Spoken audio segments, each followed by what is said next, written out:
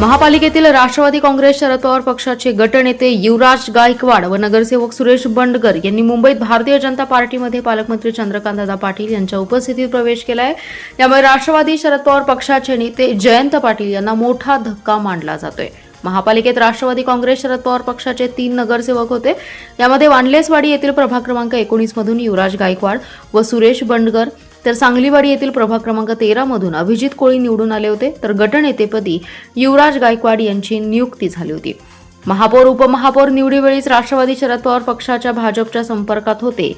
विकास कामांना पाठिंबा देणार असल्याचं त्यांनी सांगितलं होतं। मात्र त्यानंतर काँग्रेसबरोबर विरोधी बाकावर बसण्याचा निर्णय घेतला होता। गेल्या 15 दिवसांपासून गटनेते युवराज गायकवाड व नगरसेवक सुरेश बंडगर भाजपच्या संपर्कात होते। आज त्यांनी पालकमंत्री चंद्रकांतदादा पाटील यांच्या उपस्थितीत भाजपमध्ये प्रवेश केला। यावेळी जनसुराज्याचे समित कदम उपस्थित होते। या प्रवेशामुळे राष्ट्रवादी काँग्रेस शरद पवार पक्षाचे नेते आमदार जयंत पाटील यांना धक्का मानला जातोय। 3 नगरसेवकांपैकी 2 नगरसेवक भाजपमध्ये गेल्याने सध्या राष्ट्रवादी शरद पवार पक्षाकडे एकच नगरसेवक आहे। पक्ष प्रवेशानंतर गटनेते युवराज गायकवाड म्हणाले, महापालिका क्षेत्रात आम्ही 3च नगरसेवक राष्ट्रवादी काँग्रेस शरद पवार पक्षाकडून निवडून आलो आहोत। प्रभागातील विकास कामे मार्गी लावणं आवश्यक आहे। त्यासाठी केंद्र आणि राज्य शासनाच्या निधीची गरज आहे।